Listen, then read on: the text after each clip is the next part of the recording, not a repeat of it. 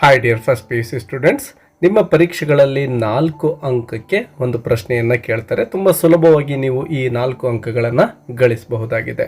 ಈ ಪ್ರಶ್ನೆ ಯಾವುದಪ್ಪ ಅಂದರೆ ನೀವು ಇಲ್ಲಿ ಗಮನಿಸಬಹುದು, fill in the blanks with the suitable form of the verbs given in the brackets ಅಂತ ಇದೆ.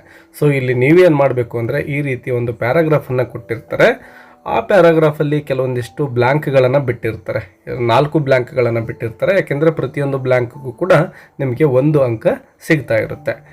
ನೀವು ಇಲ್ಲಿ ಗಮನಿಸ್ಬೋದು, ಮೊದಲನೇ ಪ್ರಶ್ನೆಯಲ್ಲಿ ನೀವು ಇಲ್ಲಿ ಬಿ ಕೊಟ್ಟಿದ್ದಾರೆ, ಬ್ರಾಕೆಟಲ್ಲಿ ಹ್ಯಾವ್ ಕೊಟ್ಟಿದ್ದಾರೆ, ಅದೇ ರೀತಿ ಲೀವ್ ಕೊಟ್ಟಿದ್ದಾರೆ ಮತ್ತು ಬಿ ಅಂತ ಕೊಟ್ಟಿದ್ದಾರೆ. ವಿದ್ಯಾರ್ಥಿಗಳೇ, ನೀವೇನು ಮಾಡಬೇಕು ಅಂದರೆ ಈ ಒಂದು ಬ್ರಾಕೆಟ್ ಒಳಗಡೆ ಕೊಟ್ಟಿರ್ತಕ್ಕಂತಹ ವರ್ಬ್ಗಳೇನಿದ್ದಾವೋ ಅವುಗಳಿಗೆ ಸೂಟೇಬಲ್ ಫಾರ್ಮ್ ಆಫ್ ದ ವರ್ಬ್ಸನ್ನು ನೀವು ಫಿಲ್ ಮಾಡಬೇಕಾಗುತ್ತೆ. ಅಂದರೆ ಹೆಚ್ಚಿನ ಪ್ರಶ್ನೆ ಪತ್ರಿಕೆಗಳಲ್ಲಿ ವಿದ್ಯಾರ್ಥಿಗಳೇ ಇವುಗಳ ಒಂದು ಪಾಸ್ಟ್ ಟೆನ್ಸ್ ಫಾರ್ಮನ್ನೇ ನೀವು ಬರಿಬೇಕಾಗುತ್ತೆ. ಹೆಚ್ಚಿನ ಪ್ರಶ್ನೆ ಪತ್ರಿಕೆಗಳಲ್ಲಿ ಇದನ್ನೇ ಕೇಳಿರ್ತಾರೆ. ಇಲ್ಲಿ ನಾನು ಬೇರೆ ಬೇರೆ ಜಿಲ್ಲೆಗಳಲ್ಲಿ ಕೇಳಿರ್ತಕ್ಕಂತಹ ನಿಮ್ಮ ಆ್ಯನ್ಯುವಲ್ ಎಕ್ಸಾಮಿನೇಷನ್ನಲ್ಲಿ ಕೇಳಿರುವ ಪ್ರಶ್ನೆಗಳನ್ನೇ ತೆಗೆದುಕೊಂಡು ಇಲ್ಲಿ ಡಿಸ್ಕಷನ್ ಮಾಡ್ತಾ ಇದ್ದೇನೆ. ಈ ಪ್ರಶ್ನೆಗಳನ್ನು ಯಾವ ರೀತಿ ಸಾಲ್ವ್ ಮಾಡ್ಬೋದು ನೋಡ್ತಾ ಹೋಗೋಣ. ಫಸ್ಟ್ ಪ್ಯಾರಾಗ್ರಾಫ್ ನೋಡಿ, Friedrich dash B born in Maryland ಅಂತ ಇದೆ. ವಿದ್ಯಾರ್ಥಿಗಳೇ, ಈ ಒಂದು ವಿಷಯ ಪಾಸ್ಟ್ ಟೆನ್ಸಲ್ಲಿ ನಾವು ಬರೀಬೇಕಾಗುತ್ತೆ ಅಂತ ಮೊದಲಿಗೆ ಹೇಳಿದ್ದೇನೆ. ಸೊ ಇಲ್ಲಿ ಬಿ ಫಾರ್ಮ್ ಆಫ್ ವರ್ಬ್ಸ್ ಅಂದರೆ ಮೊದಲಿಗೆ ಯಾವುದು ತಿಳ್ಕೊಂಡ್ಬಿಡೋಣ. ಈಸ್ ಮತ್ತು ಆರ್, ಎಸ್ ನೋಡಿ, ಈಸ್ ಆದಮೇಲೆ ಆರ್ ಮತ್ತು ವಾಸ್, ವರ್, ಇವುಗಳನ್ನು ನಾವು ಬಿ ಫಾರ್ಮ್ ಆಫ್ ವರ್ಬ್ಸ್ ಅಂತ ಕರಿತೇವೆ. ಈ 4 ಪದಗಳನ್ನು ವಿದ್ಯಾರ್ಥಿಗಳೇ ನಾವು ಪಾಸ್ಟ್ ಟೆನ್ಸಲ್ಲಿ ಬಳಸ್ತಾ ಇದ್ದೇವೆ ಮತ್ತು ಫ್ರೆಡ್ರಿಕ್ ಅಂತಕ್ಕಂಥದ್ದು ಸಿಂಗ್ಯುಲರ್ ಸಬ್ಜೆಕ್ಟ್ ಆಗಿದೆ. ಹಾಗಾಗಿ ಇಲ್ಲಿ ವಾಸ್ ಅಂತಕ್ಕಂಥದ್ದು ಸೂಟೇಬಲ್ ಆಗಿರುತ್ತೆ. ಇದನ್ನು ನಿಮಗೆ ನೆನಪಿರಲಿ, ಫ್ರೆಡ್ರಿಕ್ ವಾಸ್ ಅಂತ ಆಯಿತು. ಇನ್ನು ನೆಕ್ಸ್ಟ್ ನೋಡಿ, he have no accurate knowledge ಅಂತ ಇದೆ ಅಲ್ವಾ. ಈ ಹ್ಯಾವ್ ಅಂತಕ್ಕಂತಹ ಪದದ ಪಾಸ್ಟ್ ಟೆನ್ಸ್ ಫಾರ್ಮ್ ಯಾವುದಪ್ಪ ಅಂದರೆ ಹ್ಯಾಡ್ ಅಂತಕ್ಕಂಥದ್ದು. So you need to fill here had ಅಂತೇಳಿ. ಇನ್ನು ಥರ್ಡ್ ಪದ ನೋಡಿ, ಲೀವ್ ಅಂತ ಇದೆ. ಲೀವನ್ನು ನಾವು ಪಾಸ್ಟ್ ಟೆನ್ಸ್ ಫಾರ್ಮಲ್ಲಿ ಯಾವ ರೀತಿ ಬರಿತೇವಪ್ಪ ಅಂದರೆ ಲೆಫ್ಟ್ ಅಂತೇಳಿ ಬರಿತೇವೆ. ಇನ್ನು ಕೊನೆ ಪದ ಬಿ ಅಂತ ಇದೆ ನೋಡಿ, ಮೊದಲಿಗೆ ಏನು ಡಿಸ್ಕಷನ್ ಮಾಡಿದ್ವು ಅಲ್ವಾ, ಅದೇ ಒಂದು ಬಿ ಫಾರ್ಮ್ ಆಫ್ ವರ್ಬ್ಸನ್ನು ನಾವು ಇಲ್ಲಿ ತೆಗೆದುಕೊಳ್ಬೇಕು.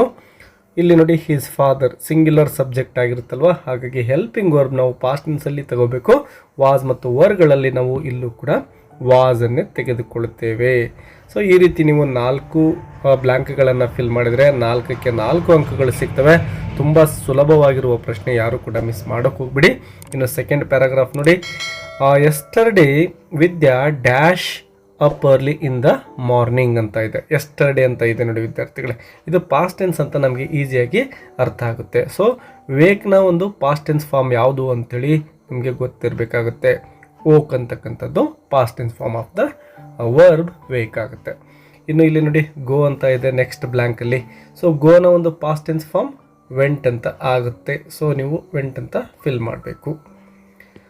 ಇನ್ನು ಶೀಟ್ ಸಿ ಅಂತ ಇದೆ ನೋಡಿ, ಇಲ್ಲಿ ನಾವು ಸಿಯನ್ನು ಪಾಸ್ಟ್ ಟೆನ್ಸ್ ಫಾರ್ಮಲ್ಲಿ ಬರೆದಾಗ ಸಾ ಅಂತ ಆಗುತ್ತೆ. She saw a beautiful bird ಅಂತ ಸೆಂಟೆನ್ಸ್ ಆಗುತ್ತೆ.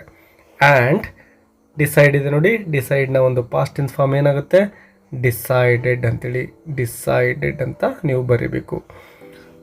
And decided to take a picture ಅಂತ ಸಿಗುತ್ತೆ. ಇಲ್ಲೂ ಕೂಡ ನಿಮಗೆ 4 ಅಂಕಗಳು ಸಿಗುತ್ತೆ ಇಷ್ಟು ಬರೆದ್ರೆ. ಇನ್ನು ಮೂರನೇ ಪ್ರಶ್ನೆ, ದ ಇಂಗ್ಲಿಷ್ ಮ್ಯಾನ್ ಟೋಲ್ಡ್ ಮಾರಾ ಟು ಡ್ಯಾಶ್ ದ ಪ್ಲ್ಯಾಂಟ್ ಅಂತ ಇದೆ. ವಿದ್ಯಾರ್ಥಿಗಳ ನೋಡಿ, ಇದೊಂದು ಇನ್ಫಿನಿಟಿವ್ ಆಗಿದೆ, 2+ ವರ್ಬ್ ಅಲ್ವಾ.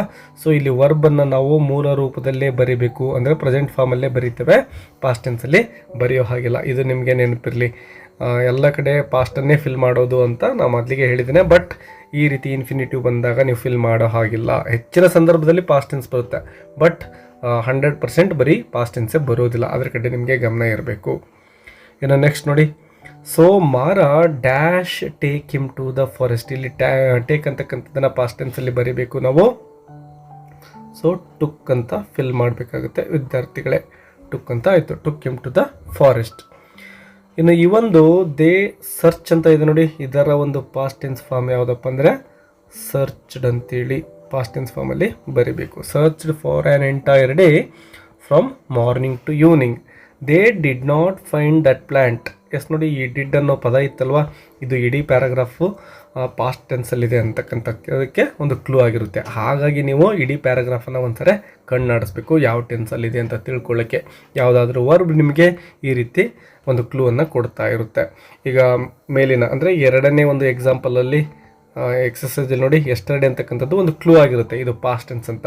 ಇಲ್ಲಿ ಈ ಡಿಡ್ ಅಂತಕ್ಕಂಥದ್ದು ಪಾಸ್ಟ್ ಟೆನ್ಸಲ್ಲಿದೆ ಪ್ಯಾರಾಗ್ರಾಫ್ ಅನ್ನಲಿಕ್ಕೆ ಒಂದು ಕ್ಲೂ ಆಗಿರುತ್ತೆ, ಅದು ನಿಮಗೆ ಸರಿಯಾಗಿ ಗೊತ್ತಿರಬೇಕು.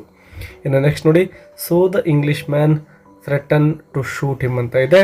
ಸೊ ನಾವೇನು ಮಾಡಬೇಕಾಗುತ್ತೆ, ಥ್ರೆಟನ್ಡ್ ಅಂತ ಪಾಸ್ಟ್ ಟೆನ್ಸ್ ಫಾರ್ಮಲ್ಲಿ ಬರಿಬೇಕಾಗುತ್ತೆ.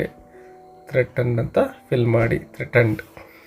ಎಸ್, ಇಲ್ಲಿ ನೋಡಿ ಶೂಟ್ ಇದೆ, ಟು ಶೂಟ್ ಅಂತ ಇದೆ, ಇನ್ಫಿನಿಟಿವ್ ಇದೇನು ಅಲ್ವಾ ಇಲ್ಲಿ ಟು ಅಂತಕ್ಕಂಥದ್ದು, ಹಾಗಾಗಿ ಇಲ್ಲಿ V1 ಫಾರ್ಮಲ್ಲೇ ಇರುತ್ತೆ ನೆಕ್ಸ್ಟ್ ಬರ್ತಕ್ಕಂತಹ ವರ್ಬ್, ಅದನ್ನು ನೀವು ಗಮನಿಸಬಹುದು. ಇನ್ನು 4ನೇ ಒಂದು ಎಕ್ಸಸೈಸನ್ನು ಗಮನಿಸೋಣ.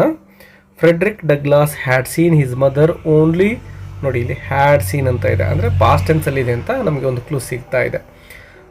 5 times in his life because she, ನೋಡಿ ಇಲ್ಲೂ ಕೂಡ ಅಷ್ಟೇ ಬಿ ಕೊಟ್ಟಿದ್ದಾರೆ. ಬಿ ಅಂದ ತಕ್ಷಣ ನಮ್ಗೆ ಗೊತ್ತಿರಬೇಕು, ಈಗ ಪಾಸ್ಟ್ ಟೆನ್ಸ್ ಅಂದರೆ ನಾವು ಕೇವಲ ವಾಸ್ ಮತ್ತು ವರ್ಗಳನ್ನು ಮಾತ್ರ ಕನ್ಸಿಡರ್ ಮಾಡೋಣ. ನೋಡಿ ಶಿ ಸಿಂಗ್ಯುಲರ್ ಆಗಿರೋದ್ರಿಂದ ನಾವು ವಾಸನ್ನು ತೆಗೆದುಕೊಳ್ತೇವೆ. She was a field hand in the farm of mister Stewart. Who live ಇದೆ ನೋಡಿ ಪಾಸ್ಟ್ ಟೆನ್ಸಲ್ಲಿ ಬರಿಬೇಕು, ಹೂ ಲಿವ್ಡ್ ಅಂತ ಬರಿತೇವೆ. About 12 miles away from Douglas home. She make ಅಂತ ಇದೆ ನೋಡಿ ವಿದ್ಯಾರ್ಥಿಗಳೇ, ಮೇಕ್ ಇರೋದನ್ನು ಮೇಡ್ ಅಂತ ಫಿಲ್ ಮಾಡಬೇಕು. Made her journey in the night to see, yes ಇಲ್ಲಿ ಇನ್ಫಿನಿಟಿವನ್ನು ಗಮನಿಸಬಹುದು ನೀವು, to see her son. She travel ಇದೆ, ಸೊ ಪಾಸ್ಟ್ ಟೆನ್ಸಲ್ಲಿ ಬರಿಬೇಕು, ಟ್ರಾವೆಲ್ಡ್ ಅಂತೇಳಿ ಬರಿಬೇಕು. Travelled the whole distance on foot after her work. ಇದಿಷ್ಟು ವಿದ್ಯಾರ್ಥಿಗಳೇ ವರ್ಬ್ ಫಾರ್ಮನ್ನು ಸರಿಯಾಗಿ ನೀವು ಫಿಲ್ ಮಾಡಬೇಕಾಗುತ್ತೆ. ವಿಡಿಯೋ ನಿಮಗೆ ಹೆಲ್ಪ್ಫುಲ್ ಆಗಿದ್ದರೆ ಒಂದು ಲೈಕ್ ಕೊಡೋದು ಮರಿಬೇಡಿ ಮತ್ತು ಚಾನಲ್ಗೆ ಸಬ್ಸ್ಕ್ರೈಬ್ ಮಾಡ್ಕೊಳ್ಳಿ. ನಿಮ್ಮ ಫ್ರೆಂಡ್ಸ್ಗೂ ಕೂಡ ವಿಡಿಯೋವನ್ನು ಶೇರ್ ಮಾಡಿ. ಮತ್ತೆ ಸಿಗೋಣ. Take care, keep learning. Bye ಬಾಯ್.